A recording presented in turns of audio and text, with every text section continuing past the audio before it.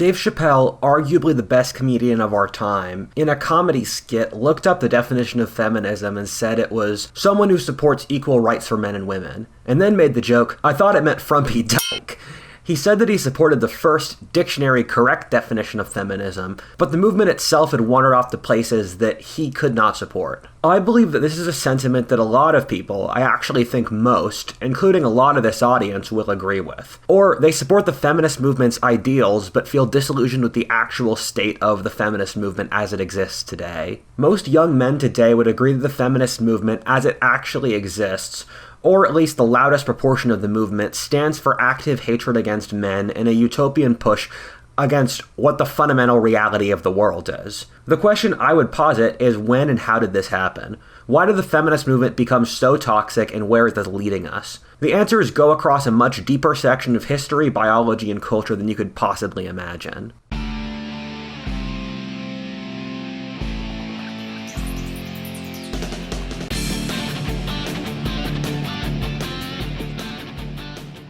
It's tough to get by in the modern world, and work is often soul-crushing, but thankfully there's a fun and easy way to earn extra cash with Ipsos.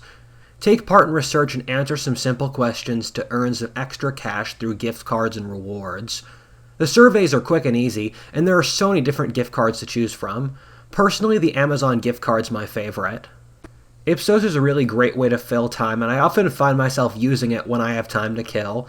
The surveys are easy and tailored to my interests, so it's a great use of time. Ipsos is the perfect way to spend your free time, so click the link below and start making money with Ipsos today. Right after I dropped out of school, I lived with a bunch of friends in Mexico for 5 months. A friend of mine's a professional dating coach, and he lived with us, and he makes a course for women on how to attract a good man. His number one piece of advice, right after don't cause unnecessary drama, is don't talk about social justice or feminism. He said it was the number one turnoff for men. My heavily young male audience probably knows this on a very personal level. When you're on a date and you hear a girl start talking at the patriarchy, even if you yourself have left-wing political leanings, you know she'll probably carry a certain amount of bitterness against men, even if you as an individual have done nothing wrong. The thing is that most men wanted feminism to work. Our society has pushed for the fastest change in gender relations ever since the 60s. And the fact that it happened so quickly without top-down authority, and that men run almost all of the gears of social power in society, means that most men wanted it to happen. If you asked men 10 years ago if they wanted equal rights for men and women, almost all would say yes. Something a lot of women don't believe is that when young boys start dating, they tend to put women on a pedestal, or more than they deserve, since they need the biological impetus to do so, since getting laid is more costly for guys and they're hornier. However, what normally happens over time is that the rose-tinted glasses start to wear off with the more experience the guy gets. In other words, if guys could get laid and be in happy relationships with women with feminism as it existed working, they wouldn't be complaining. It's extremely common that the most red-pilled, misogynistic guys were originally incredibly romantic about women. Something I found that doesn't bode well is that around 5 years ago, if you looked up stuff that disparages women saying, "I can't trust women," or "girls are liars," all the comments are, "Sorry, dude, I know you must have had a rough time, but there are good fish out there, don't get disheartened." If you look up those things now, all the comments are, "Sure they are, get used to it, man." I've started watching the Whatever podcast, where they bring on influencer-type girls, as well as various people in the dating world, and have them talk about different topics about dating, such as their preferences, how they should treat their partners, how male and female psychology works, and everything like that. I find it really insightful since I briefly ran a social club for influencers in Los Angeles, and it all lines up with what I saw. The thing that shocks me, and I saw this myself, is that women will say something completely misandrist, which is sexist against men, and not even think about it. Often they'll even agree that what they said was misandrist, or if a man were to say it against a woman, he'd be drawn and quartered, and they just don't care. Some of the craziest ones in the podcast was a girl who said all women are 10 out of 10s in attractiveness, and she sees an attractive man every few years. You'll often see stuff that's borderline sociopathic or deeply narcissistic, like another girl on the podcast says she gets into relationships to break men's hearts. When I ran a social club for influencers in Los Angeles, part of the reason I stopped running it and let my friend manage it is because You just couldn't have any expectation for the girls in the organization. The norm is for them to expect a guy who makes six figures and is 6 feet tall, which they don't realize is about 1% of the population. As a person who is 6'4" and makes over 6 figures a year, that's only the beginning of expectations, winnowing down to an infinitesimally small amount of the population. On top of that, there are loads of places where you can tell the girls have never listened to a male perspective ever on that topic.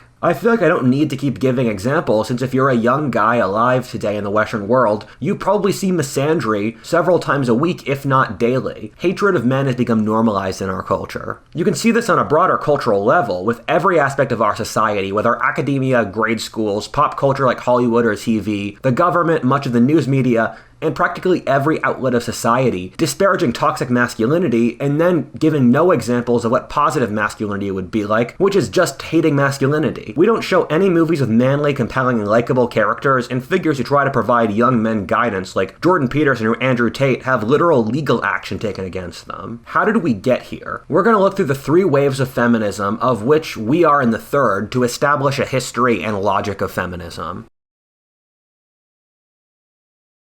The first feminist movement started in the late 19th century. It was largely led by upper-class women who were trying to get the right to vote. Democracies in the Western world largely gave women the vote after World War I, when women were needed to keep the home front operating while the men were off at war. For most of history and most cultures, women had a reputation for being deceitful, irrational, and weak, which you can see with both the myth of Pandora's box and Eve eating the fruit of knowledge. Most people today act as if the 1950s, or even the European Middle Ages, were horrifically sexist. However, they have very little comprehension of what the historical anthropological norm has been. For parts of Greco-Roman civilization, India, China, Islam, and every other major world civilization, the norm was for women to stay at home their whole lives, be married off at age 15, have no legal rights, and for absolutely terrifying things like female genital mutilation, foot binding, or widow burning. And in many ways, the West's success was built upon giving women more liberties. However, as we go through this video, remember how strange the feminist movement would be to most other societies in history. However, in the 19th century in the Western world, you started to see attitudes develop that women were inherently more moral and temperate than men. Women were able to get the vote by saying they would be a conservative force pushing those values, while the world was changing very fast due to the Industrial Revolution. In countries like America, immigrants tended to be more male-skewed, so giving women the vote gave the native Anglo-Saxon population more power in the society. Victorian society put a very heavy emphasis on family values, and women were seen as the guardians of the family. Due to their new reputation for being defenders of tradition in the family, you started to see discourse around toxic femininity go into decline over the course of the Victorian period. If you were to ask the average man over history what the result of giving women the vote would be, they'd say it would create a hysterical, irrational, and profligate society. However, roughly around World War I, views like this just weren't present. Suffragettes did have a reputation for being lonely, preachy, and self-righteous spinsters, or one that's been kept with modern feminism for the last century. However, they were a decently small part of the population, concentrated among upper-class, WASPs, and frontier peoples. However, the Roaring Twenties saw an incredible change towards liberalization across all of society due to the trauma of World War I. Women who got their newfound independence from working for the war started to smoke cigars, drink, cut their hair short, and show lots of skin. The feminism of our day in many ways was made in the aftermath of World War I. Likewise, the second wave was also caused by war, this being World War II, where women had an even bigger impact on the home front. Women were brought back into the home in the 50s, but their children came roaring out in the 60s. What I believe to be the best historians of the last century, Carroll, Quiggley, and Amaury de Riencourt, both said the 1960s were side effects of suburbanization and industrialization. For almost all of history, women derive lots of pleasure and stability in being part of large social communities, stable societies, and religion. As all of these declined with the changes wrought by industrialization and suburban atomization, it caused severe social distress among women. The earlier parts of this process also probably kickstarted the first feminist wave. In the pre-industrial world, which required a lot of physical strength, men were very cleanly seen as superior to women since they could push a plow, do labor-intensive activities, or fight in ways women just could not. Your average woman in the pre-industrial world would have between 5 to 10 pregnancies in her life, which incapacitated her for a very significant part of her adult life. The birth control pill also allowed women to control their pregnancies, which let them have careers besides just having children. After World War II, the Western world became run by large bureaucratic organizations, whether in business or the government. These operated through creating set procedures, thus disincentivizing male traits like aggression or risk-taking. Women often say, "I don't need men," or "men add nothing to my life," but the reality is that men form religions, build countries, build companies, new technologies, build the roads and infrastructure, they fight in wars, and they do basically everything that involves fighting against the actual physical world and intellectual advancements. But women can say, "I don't understand any benefit men do," because they now see that it's an impersonal bureaucracy that does that, which is largely staffed by men, but they're not seeing an individual man in their life do things that are actually useful for them. And this is a big problem with today's society, where we don't see it as a society, we see it as a bureaucracy that does stuff for you. A good point Myron Gaines from Fresh and Fit made is that when women say, "Down with the patriarchy, I don't need a man," most men kind of write it off as a talking point. However, they don't realize that it's incredibly important for women. For almost all of human history, women were just physically incapable of doing the things you had to survive, such as pushing a plow, hard physical labor, or fighting. And so they would try to cater to and please a man who could. However, with bureaucratization, the rise of the welfare state, and the Industrial Revolution making actual physical force less important, it resulted in women not needing to please a man to survive, which was an absolute game changer for them. On top of this, men started to work in large companies as paper pushers or in factory lines, away from their families, making it harder for women to respect them, where, like for most of history, they would work with their wives in their own little plot of land. On top of that, the children were now being taken care of by schools, and loads of labor-saving devices like washing machines, prepared meals, vacuums, the pill, and more turned being a housewife from a legitimate full-time job with equal economic value to a man's to only a few hours a day. All of these processes made being a housewife an incredibly boring, isolating, lonely affair, without the shared communities of village women and their husbands and children away for most of the day. Women felt a sense of uselessness and boredom, and so started entering the workplace at record speeds. We know something was wrong with the old housewife system from how fast women of their own volition joined the workforce. What Amaury and Quiggley wrote at the time was that the 60s were a rebellion by women due to the boredom, meaninglessness, and isolation of their lives, taught their children to hate their fathers. This adds up historically and psychologically, since the cultural trajectory since that time has been a rejection of all authority, which is viewed as inherently oppressive and brutal under any guise. Postmodernism, the dominant ideology of our times, literally views all power or structure as inherently oppressive, which is what people with daddy issues say. We know that psychologically, people's senses of God, authority, the government, and power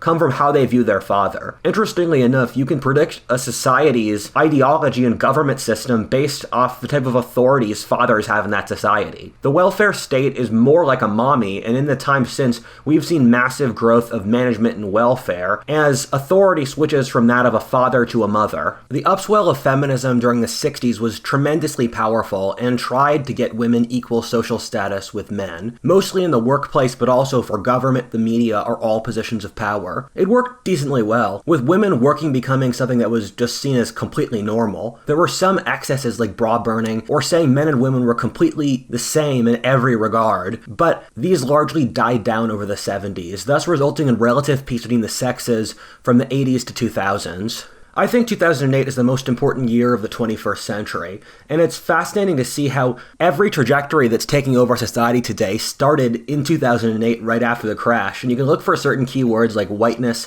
the patriarchy, and others associated with the modern social justice movement skyrocketing from complete obscurity to popularity immediately after the Occupy Wall Street movement failed, and rising to complete social dominance today. This movement came about as leftists seized control of all of academia, and since the ruling class and road to wealth of the time was through college degrees, they're able to indoctrinate the ruling class in every single field, thus resulting in leftist dominance of all societal institutions today. In the same way the second wave was based around letting women into the workforce, the third is achieving complete parity with men in all fields, or 50-50 in government, high-paying jobs, cinema roles, and more regardless of the processes that get them there, or the ends over the means. In many ways, it was achieving dominance over men, as you can see with the complete absence of pro-male culture, tailing education towards women, hiring aimed towards women. Another factor here is that dating apps and social media completely destroyed dating. Beforehand, there was more of a balance between the sexes because you would have to meet people in your actual life to date them. However, the norm with dating apps is that a normal woman can get 200 swipes a day, and normal men get none or 1 or 2 a year. And this created an incredibly high value for women sexually, which allowed them to be able to become more delusional. And Instagram has largely had the same effect. All of this has made men irrelevant and caused a market failure in sexual relations. Over a period of 100 years, we can see women going from the pretty reasonable position of shared voting rights with men to the desire for complete social dominance in everything. In many ways, the feminist movement was poorly designed and started with incorrect assumptions about the world, which led us here. Let's look at those. Before we continue, please let me make a shameless plug. You should check out my podcast, Common Ground, which is on a second channel, and we have interesting conversations with really cool guests such as the Libertarian presidential candidate, the CEO of a large geopolitics consulting firm, the author of Ender's Game, and more. Click the link in the description to see Common Ground. A theme we've explored in other parts of this show is that if you try to construct a worldview that makes incorrect assumptions that human nature or how the world works, is that it will completely fail, whether or not that was the intention. This is most evident in my video on communism, in that communism failed since it started with fundamentally incorrect views of human nature, which meant that its efforts just went nowhere. This is the case with feminism, where it started with the assumption that men and women are psychologically the same, and thus men and women should have complete equality over every field. However, the reality we found with modern science, which every side of the political spectrum in the sciences agrees with, is that men and women are psychologically and mentally different. Thus, expecting the same results is silly at best and suicidally delusional at worst. In the modern world, we hold the blank slate view of human nature as well as the noble savage, which translates to the idea that humans are blank slates that we can program whatever we want onto, and also that humans are naturally good, while social programming makes them bad. Both of these are completely incorrect, in that we know genetics drives around half of everything between personality, intelligence, how fast you drive, religiosity, political affiliation, and more. Humans are by nature cruel, violent, but also kind, generous, and everything else. Human culture can mold these separate conditions, but fundamentally they all exist within a biologically programmed human nature that doesn't change. As I said before, what I just said is the scientific consensus of everyone across the political spectrum today. We see this play out between men and women with several key psychologically proven differences. Women are more agreeable than men, which means they derive more pleasure from being in emotional harmony with others and struggle with disagreement more. For example, I have a friend who's an influencer, and we were talking about sponsors, which were basically pushing her around, and I told her that she needed to negotiate with them from a position of strength, since everyone's pushing their own self-interest in business, so she had to as well to survive, which she just shrugged and said it scared her. I have extremely low agreeability, and when I take risks and go into conflict, my mouth literally starts to water and my pulse goes up with excitement, which is something I think almost no woman can relate to. Or men love struggle and competition. This agreeability comes from women needing to take care of children, but also being weaker and not being the sex that had to wage war, so being more agreeable worked since they'd lose a fight. As a general rule, almost all psychological differences between men and women derive from women needing to have children and men needing to wage war or provide for them. Thus, women are more interested in people and men in things as a rule.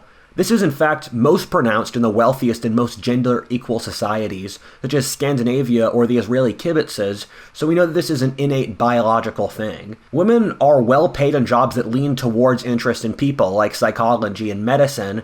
However, most well-paid jobs are things that require interest in actual physical things, and most jobs that are interested in people, like teachers, are poorly paid in that they need less training. The rallying cry for the feminist movement has been the so-called wage gap, or that women make 76 cents for every dollar a man does. I can't believe this is still the feminist movement's unifier, given it's been pretty strongly disproven. Men and women make the same amount for the same positions and hours worked. If you remove having children as a factor and look at young people, women make more money. Due to men's interest in physical things and love for risk-taking, many highly paid professions like engineers, CEOs, tech, and more are over 95% male. Look at this YouTube channel, which is 96% male and talks about philosophy, anthropology, and history. And YouTube has no gender discrimination at all, which means these disparities are being self-selected. In my entire field of geopolitics consulting and predicting, I don't think there's a single woman. It's not like there's discrimination going on as well, because most engineers or geopolitics or CEOs want there to be more women in their fields so they can meet more women. Obsession with a certain topic is very male. If you were to make honest lists of the greatest conquerors, philosophers, adventurers, prophets, statesmen, CEOs, and more over history, all of the top 10 in each of those in any honest list would be men. Although men and women have equal IQs, men have a much bigger IQ and personality spread, since nature takes more risks with men since their breeding levels can fluctuate so much. The feminist philosopher Camille Paglia said that the reason there's no female Mozart is the same that there's no female Jack the Ripper. We know this is biological, not cultural, given it doesn't fluctuate over societies or history and is constant. There's this myth that's incredibly difficult to shake, but really has no evidence, that after World War II, there's this theory that there were ancient matriarchies that were destroyed around 1000 BC. It is true that these societies worshipped female goddesses and measured inheritance in many cases through a female line due to polygamy, but in all of these societies, men were the ones in charge, and they were patriarchies. And so every single society in human history has been a patriarchy. The fundamental reality of the sexes is that a woman could only have one child a year, while a man could theoretically have 500. This makes women's eggs much more valuable than men's sperm, which means men have to try harder. However, this has also resulted in nature taking far more risks with men, because men die in war, or they also practice polygamy, so you have twice as many female ancestors as male ancestors. What this means is that men have gone through twice as much selection pressure as women due to war and hunting, and these are largely selections for survival and being able to cooperate in groups and practicality. Meanwhile, what happened with women was that the most successful men would just marry off the women in any situation, and so their dominant selection pressures have been towards keeping children safe, having children, and maintaining popularity in the community without being ostracized. On top of this, men are capable of organizing into groups which women are not. This is since men had to work in groups to hunt while women didn't to gather. Men who didn't cooperate were killed, which did not occur for women. Over human history, religions, militaries, corporations, and governments were all built through men, and men naturally work through military-style hierarchies, like the tribal hunting band. We find no female equivalent of large female organizations, and again, we know that this is biological, not cultural, given it's true across every society in every period of history. The question I ask here is, why did we ever expect men and women to have the same results? One sex cooperates in large groups, has a subset that's completely obsessed with what they do, is competitive, has to compete more to reproduce, while the other has to take long periods of their life off from work to have and take care of children. Knowing all of this, the goals of the modern feminist movement of total sexual equality seems unrealistic. In many ways, this is since our society only values money and power, thus putting family, children, community, and the private life, or the things women provide, as if they have no value, thus forcing women to play men's games. This is incredibly silly and is the cause of the major social problems we're having today, as well as the collapses in birth rate that will kill the world's economy and society over the next few decades. In many ways, this is a covert form of sexism, of trying to treat private life that women have historically provided as irrelevant, while treating the man's world as the only that exists. Over history, people treated family as the most important thing in their lives, as well as having children. Statistically, we've found that the thing that makes people happiest is strong interpersonal relationships, and it's no wonder that we completely devalued this interpersonal life, and now we have mass depression and mental illness today. This is since our society's been trying to push for equality, whether or not it makes sense.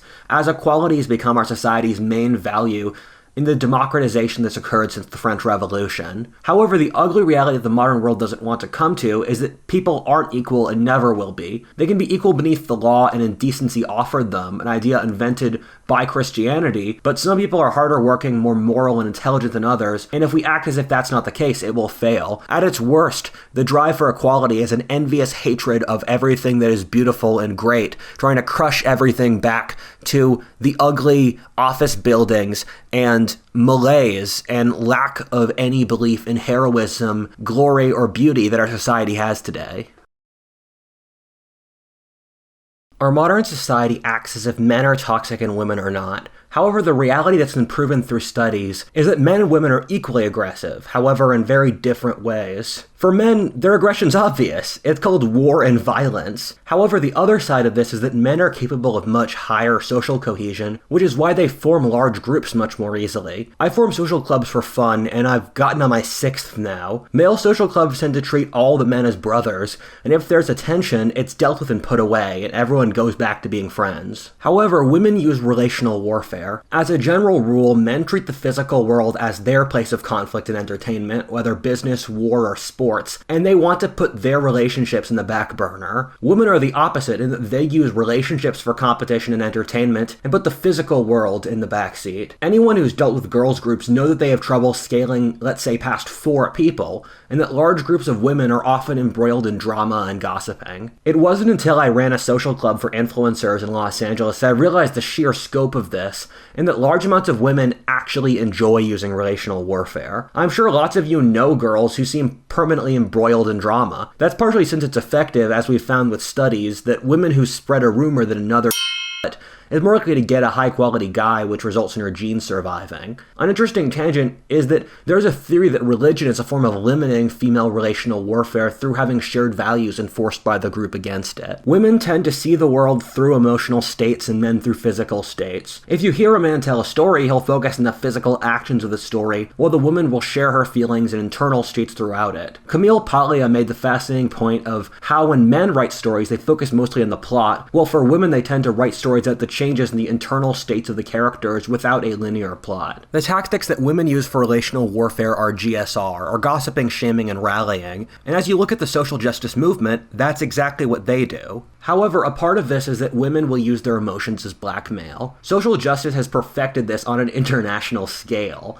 Women, as a rule, do not view the world through linear processes, rather holistically, and since women tend to view the world through emotional states, they demand people support their emotional states. Think of high-status women like princesses or pop stars. They're supposed to have people around them who will validate their emotional state and agree with them, even when they know it's not true. An example of this is that when a girl asks you how she looks in a dress, she's not really asking for your opinion, she's asking you to validate her emotional state that she looks good. Or alternately, when women tell you their problems, they're not really looking for a solution, but for you to validate their emotions. Men have protected women against the harshest parts of the outside world, whether the jungle, war, forest fires, and all that sort of thing. And even when one tribe conquers the next tribe, they'll take the local women who will survive and the men will die. Also, because women view the world through emotional states, men end up lying to women and sugarcoating the truth so as to not cause trouble. The reason women view the world through emotional states is that men protected them from the harshest objective things of the outside world, like war or tigers, while women's evolutionary pressures have been towards things that relate to emotions and relationships. For example, maintaining psychological stability for children and coddling them so that they can grow up to become healthy adults, or surviving relational warfare, which occurs through emotions. However, this means that since women view the world through emotion, that toxic femininity is incapable of creating a distinction between what they want to be true and what's actually factually true. And you see this with feminism today, where at no point does feminism or the left say, this is something that I don't want to be true, but still is, and if you disagree with what they want to be true or their fantasies, they'll destroy your career and socially shame you. Women, since they view the world holistically, can often hold contradictory ideas in their head at once. And this can work as a way of finding quality in a complicated world where, let's say, maybe you want a guy who can be both tough and kind in different situations, or who can be silly and serious in different ones. However, once you push this logic too far, you just get schizophrenic silliness. And you see this with the social justice movement, where it tells young men, for example, you must learn to end your sexism, but also you're sexist no matter what you do. On top of this, that gender doesn't exist, but also we need to equalize the genders. Matt Walsh has this very interesting movie where he asks feminist activists, what is a woman? And none of them can even answer the question because it's not a logical consistency. It's about making people's emotions, and especially this group of women's emotions, good. But what it ends up with is a schizophrenic worldview that provides young men absolutely no incentive to work with it, because they look at it and think, if I'm sexist no matter what I do and I'm always in the wrong,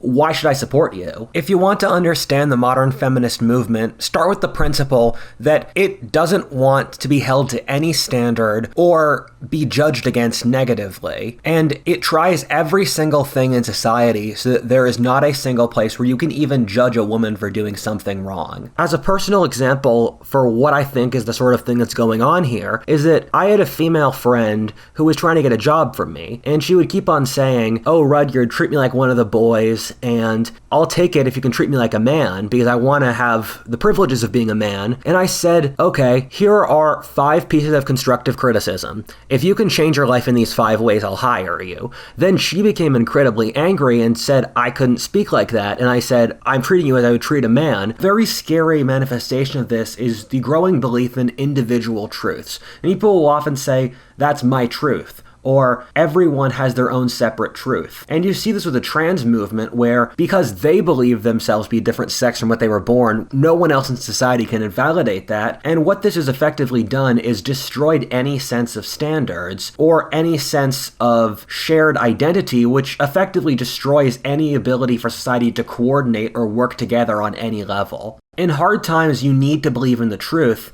because if the Mongols burn your town down, you need to be on board with the same project of how to deal with it. However, once you get rid of the truth, it gets rid of any accountability against the left. We all know that building a society based off emotions is insane and won't work. And you'll often run into feminists who say, you can do that, but you can't judge someone. It all leads back to, you can't hurt a woman's feelings. And the thing I think to myself is, men die in war and are drafted. It's not like we want to do that, but that's the deal that we get in the world. And when we're talking about feelings, the feminist movement only looks at women's feelings and doesn't care at all about men's. The entirety of political history is men putting away their feelings for the common good, and then the feminist movement just thinks that we can all get what we want all the time without any cost. You combine this with the way modern feminism has developed with A, no clear standards to assess itself through, and B, with its moral system built off how people feel emotionally, rather than the West's 1,000-year history of assessing its legal code through intentions. I remember on the Whatever podcast, they asked women what they thought feminism meant, and most said it meant whatever women wanted it to. That arbitrariness sounds flexible and kind, but the reality is that it can become tyrannical since it has no boundaries. The thing with an effects-based moral code, or the moral system is based off how the hurt person feels, is that offense becomes in the eye of the beholder. This means that people can claim anything as offensive, and thus they rise in status if they are victims, since everyone else has to validate their emotional state. I'm sure many of you can relate to dealing with women who take offense at very minor things. This is a power game. Toxic women look for things to be offended by as a way of establishing their social status. The great irony is that I have no doubt that people will take offense from this video. I also bet that none of them will talk about if any of my ideas are true or discuss it on an intellectual basis. Rather, they will claim offense and say I hate women, which is not true. I love women, but I'm able to see their flaws realistically, alongside their many positives such as their irrational kindness, caring, uncompetitive nature, love for their children, attention to detail, and care for stability. In doing so, they will use relational warfare to claim harm and thus try to remove me as a potential competitor and something they can be held accountable to. The problem that the feminist movement ran into was that since it didn't understand how women actually existed in the real world, it designed a movement for as if women were men, and then because it had no protections against toxic femininity, allowed it to manifest to a horrifying degree. This was the first attempt in history to build a predominantly female organization. We have 50,000 years of experience with how to build organizations for men and around 50 for women, and first attempts normally fail, but that allows future improvements and successes. Historically, women have almost never been independent. They've either been the responsibility of their father or their husband, and thus there would always be someone who would help them out of problems they get into. And thus, with the feminist movement, they don't understand that that's not the case for men, and so they'd like to have the liberties of men, while at the same time not understanding that men bear the cost of their actions. And we live in a society in which if a woman gets into a hookup she doesn't like, she can say it wasn't consensual afterwards. If a woman gets pregnant, the man has to support her and the state supports her. She can also get an abortion. On top of that, if a woman feels judged or emotionally hurt, the society will shame the man that did so.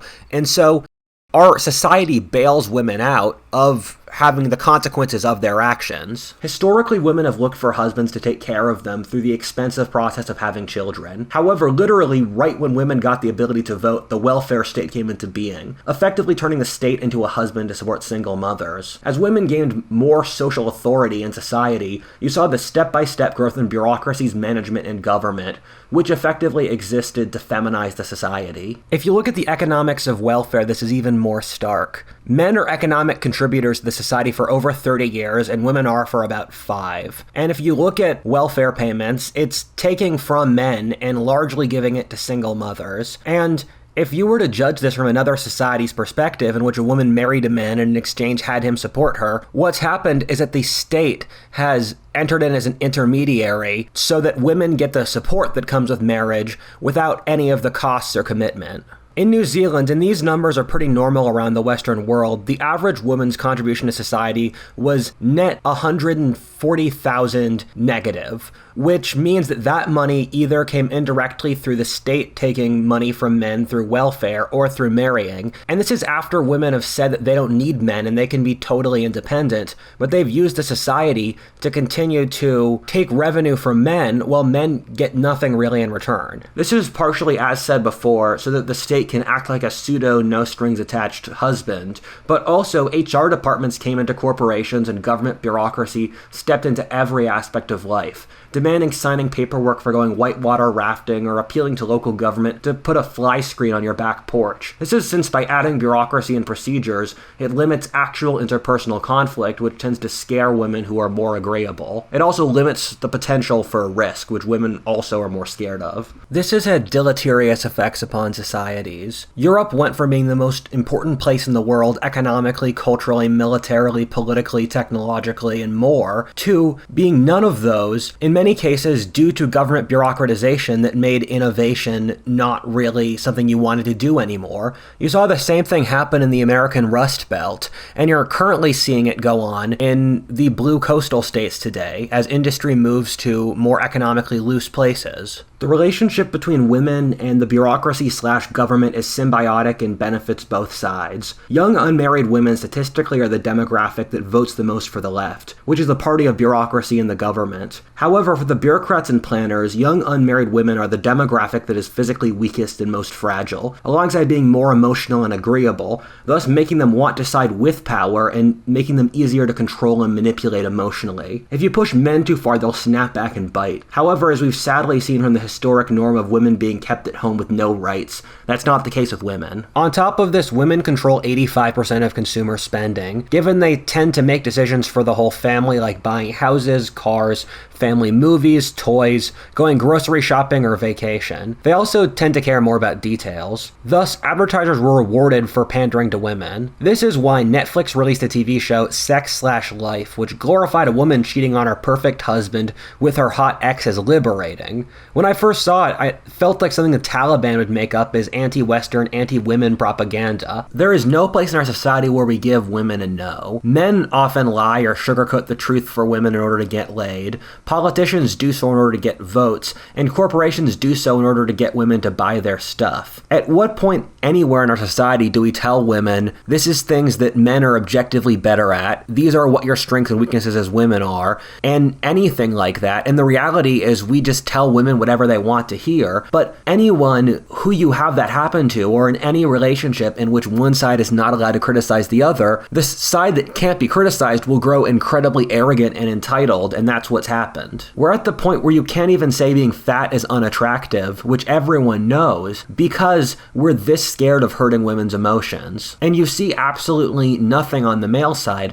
where our society constantly insults men. This is why we end up in a society in which we are obsessed with toxic masculinity, and literally even mentioning the concept of toxic femininity can get you canceled. It's also a society in which my parents were called into school when I was 9 since I was drawing swords, since they were worried I might end up becoming violent. Alternately, a society where young men feel so impotent and angry at feminized schools that they shoot them up, something you never see anywhere else in the historic record before the rise of feminism. We have an educational system in which everything is systematized and allows very little independent action, where kids aren't allowed to run around and often don't have recess, where they can only speak when they raise their hands in certain order. They don't really teach subjects that men are into, like global politics or military history or craftsmanship or coding or engineering. They say masculinity is inherently toxic, as is aggression, that we should always push for cooperation, inoffensiveness, and harmony. And then we wonder why young men shoot up schools, and why in a couple years the college system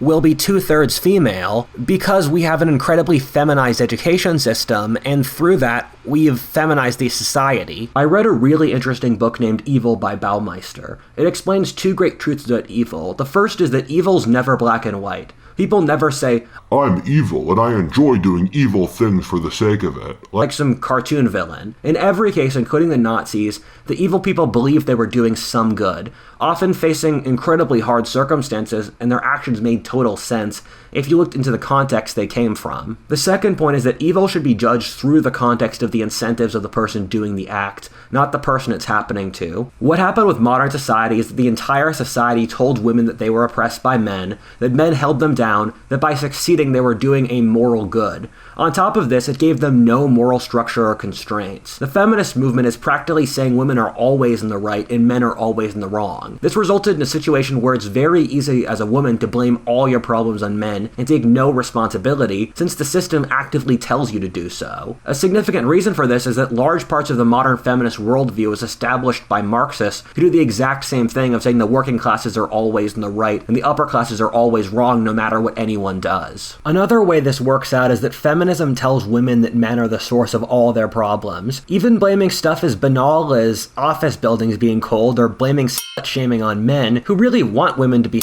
sluts, well, women are the ones who are incentivized to shame as a way of keeping the market value of sex high. On top of this, the flattery inherent in feminism of the female condition causes women to have actually no real ways of dealing with their problems that they have as women. If someone tells you you're perfect, that means it offers no systems or ways to deal with the problems you face in your life. This then results in women projecting all their insecurities onto men, which the society tells them to do. I do believe that there is a positive version of female empowerment and feminism. However, it has to have a clear moral code, take account of its own failings, and be able to come up with terms for the reality of female nature. It's often heartbreaking to see how women have been treated over history, whether with foot binding, female genital mutilation, or keeping them in poorly ventilated rooms for their whole lives. However, the reality is that as of now, the toxicity of modern feminism encourages and actively incentivizes men to push back towards these negative historical norms. For women's own sake, as a sympathetic man, I beg them to restructure feminism before something really bad happens. The problem is that I know that no one in the feminist movement or its leadership would listen and would call me toxic and misogynistic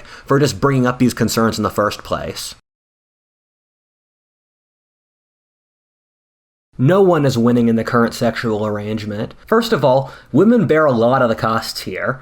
Women, as of now, have the worst mental health ever in the historic record. I do not know a single girl under the age of 25 who does not have some serious mental health condition. Young women are plagued by a litany of horrible mental illnesses, such as anxiety and depression, which is reflected back into the society through political radicalism. I've covered this topic in greater depth through this video. However, there are a litany of negative effects from the feminist movement that we cannot talk about in society. These include the massive rise in psychological problems among the younger generation, who were the first in history to grow up without full-time mothers, and which hurt psychological stability, the massive collapse in wages due to women's entrance in the workforce, which turned women working from empowering to a necessity for them to survive. On top of this, on a statistical basis, women who work less hours and women in more traditional societies are happier than those in more empowered ones. We treated women as men and were surprised it made them more depressed. Again, I'm not suggesting a return to the old housewife system here. The fact that women chose to leave it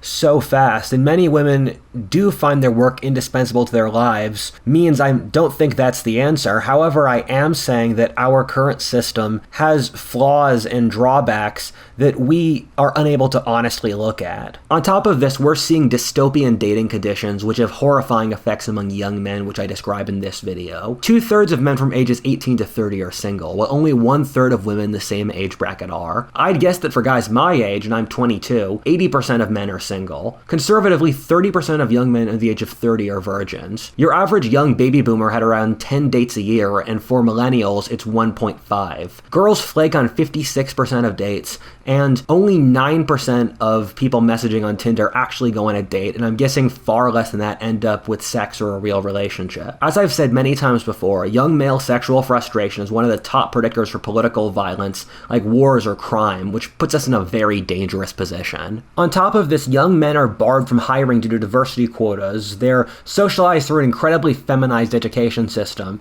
shoved through bureaucratized, feminized corporations, and a society terrified of any adventure or risk, and through a social structure that provides them no role models or masculinity. I could not have designed better conditions if I wanted to for a horrifying political crisis and the rise of far-right sentiment if I even tried to. Myron Gaines from the Fresh and Fit podcast has made the very prescient mental structure that for all of human history before the feminist movement, the deal was that men traded resources for women's sex. And this is how marriages have worked.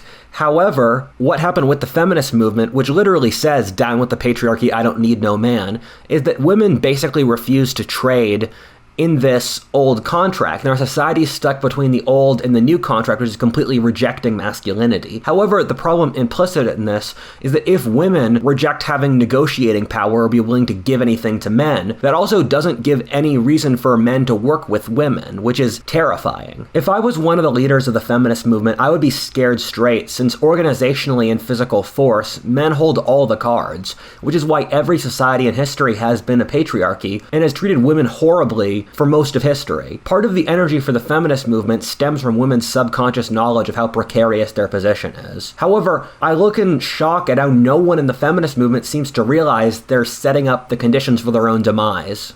Over the course of history, the two things women have been able to use to counterbalance the incredible power of the patriarchy have been sex and kindness. And we all know the story of the Beauty and the Beast, which exists in every culture, in which a young, beautiful girl is able to tame a horrific monster through those two things. However, what I see today is that young men's two largest cultural interactions with women are feminism and corn, and that's not a good combination because one of them makes young men degrade women and view them with contempt, and the other one makes them hate them. The most important thing in human societies is family and breeding. Feminism has meant for the first time in history, the average person aged 30 is childless and unmarried. On top of this, with the combination of welfare, which supports single mothers, divorce courts giving the kids and a majority of a man's money to the woman for having done nothing wrong, and the breakdown of patriarchal authority, men simply have no reason to start families or stick by their women. 70% of divorces, and among the college-educated ruling class, 90% of divorces are initiated by women. I've read an interesting theory that the reason that women take a man's last name same, is actually to give the man a sense of responsibility for his family to make him less likely to leave. In Myron Gaines's term, we've given women resources either indirectly through the welfare state or through having strong divorce laws. Well, we don't give men any of the sex that they would get in exchange for that, thus destroying the structure of the family. What we've seen develop is that the split family has become the norm among the working and middle-class Americans of all races. This is degenerating to the family relations that existed 5,000 years ago. As I've explained in this video, family relations predict a society's views on the world, government, and God. In effect, this is training a population without discipline, sense of agency, community, or respect. As J.D. Unwin said in his book Sex and Civilization, where he went through every culture in history in the world